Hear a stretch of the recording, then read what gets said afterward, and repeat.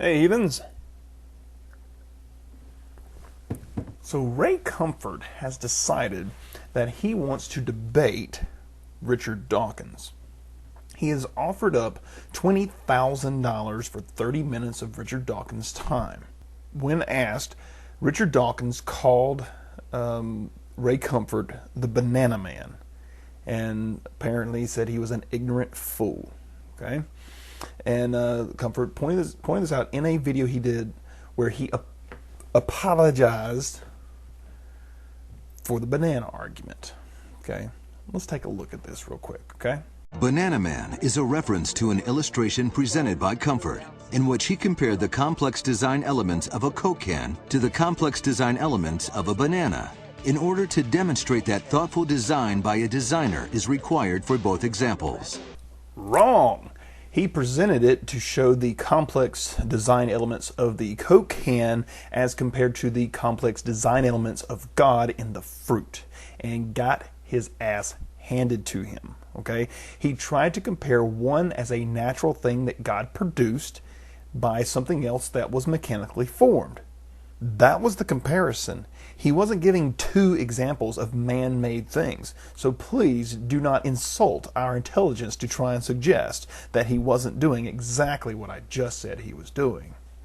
However, atheists removed the Coke can from the video version and sent it across the internet, saying that Comfort believed that the banana was conclusive proof of God's existence, missing the point of the illustration completely. No, he didn't. The point was he called it the atheist nightmare. Now, was he calling the Coke can the atheist nightmare? No. It was the banana. The banana was the atheist nightmare. Why? Because supposedly that was proof of God's design. But it wasn't. It was proof of man using evolutionary concepts to produce a banana they could eat. His book, You Can Lead an Atheist to Evidence, But You Can't Make Him Think, rocketed up the Amazon.com rankings on its first day of release, moving from number 69,572 to number 38 in 24 hours. Oh, so on your opening day, you managed to get to number 34. On your opening day. Your opening day, you only managed to get to 34. We're supposed to be impressed by this. Right. And was the #1 book in the categories of religion and atheism on Darwin Day, even bumping out Richard Dawkins' The God Delusion. When did your book come out? When was this book? Did it come? February the 12th. Okay, so February the 12th. 2009. February 12th. That sounds familiar. February 12th. Oh yeah, Darwin Day. So you release your book, your opening day, you get to number 34, and on Darwin Day you outdo a book that had been on the market for 3 years, and the paperback version had already been on the market for over a month. Well, almost a month. Not really that impressive. And then when you look at this, and you compare it to this, you see that your book is a little bitty footnote and absolutely unimportant in any way, shape, or form. How many other books on atheism were released on Darwin Day? Ray? Give me a break.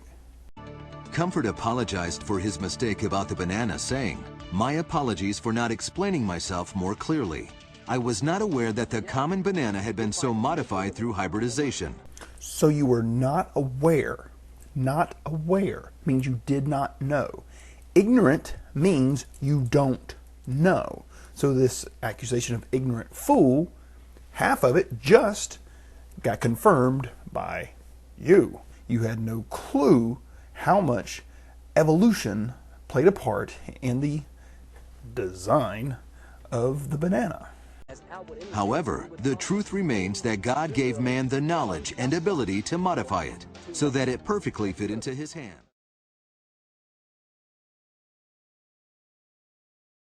He did the same with big dogs, so they can fit into his car.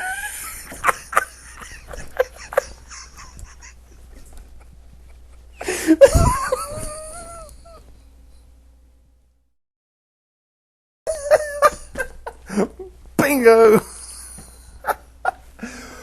Ooh, okay. So, God gave us the knowledge to create the banana and to make dogs fit into our car. Because that's exactly what they were doing when they bred dogs longer ago than you think the earth existed, to fit into the cars that didn't exist at the time. Stop, I can't breathe. And with wild cats, so that they are perfectly fit for his wife. Insert your own joke there.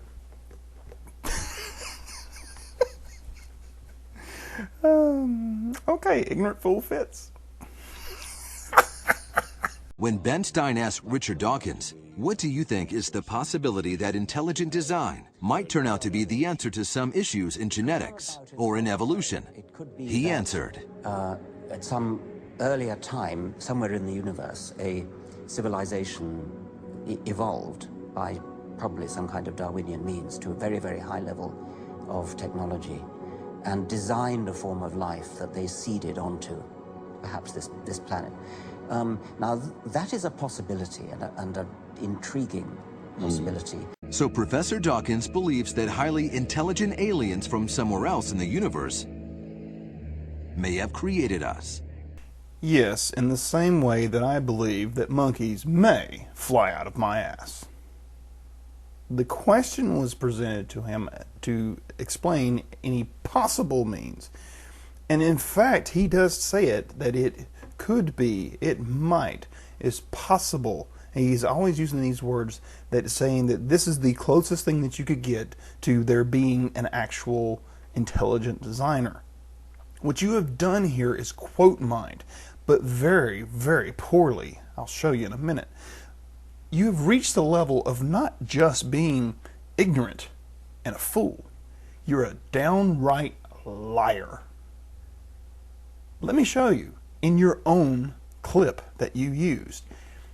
Don't listen to the voiceover. Listen to Dawkins as he leads into the clip. It could be He answered, Did you hear that? He said, it could be that, in other words, he's contemplating it. He's trying to decide, well, this is one way it could happen.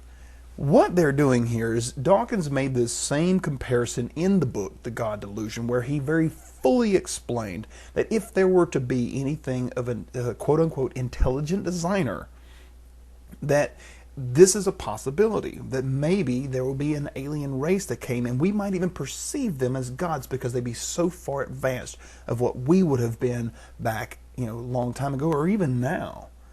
And they've mixed that into this thing, so they're trying to say that, he actually believes this. No, he's just saying it's more likely than your God. Why don't you get that? So let's roll through the rest of it, and let's pick up on all of the might be, could have's, it's possibles. probably some kind of Darwinian means. That is a possibility, and I suppose it's possible that you might find a could well be a higher intelligence from elsewhere. And Dawkins concludes with the fact that if this sort of thing would have happened, it would have had the designer would have had to come about in some other means. It wouldn't just poof into existence as you claim your God does. He suggested that the debate be called Banana Man versus Alien Man, and let the audience decide who is the ignorant fool. Well, I think I've clearly established that. Okay? He's not the alien man. He's the aliens are more likely than your God man. And you're still the banana man. You're still the guy who doesn't get it because now you think we bred dogs to fit into cars. You ignorant fool. What does Professor Dawkins fear? Will there be a debate? Stay informed. You love to throw this stuff out here. You like to say, oh, what is he afraid of? Nothing. He just doesn't feel like wasting his time with an ignorant fool like the Banana Man. You have displayed absolutely no understanding of evolutionary science. So, I've already made the suggestion in a private message that was sent to me, so I'm going to make it to you now. Here's what I think you should do if you ever plan on debating someone at the level of Richard Dawkins. Take and pass an evolutionary biology class. I figure it's a win-win. If you go through the class, you just might learn how wrong you are. If not, you won't pass the class, because you'll have to understand the differences in what you think evolution is and what evolution actually is. Pass the test. Then we can talk. Until then, you're not informed enough to even muster anything resembling a debate. And if you need any other proof, look at your own crocoduck.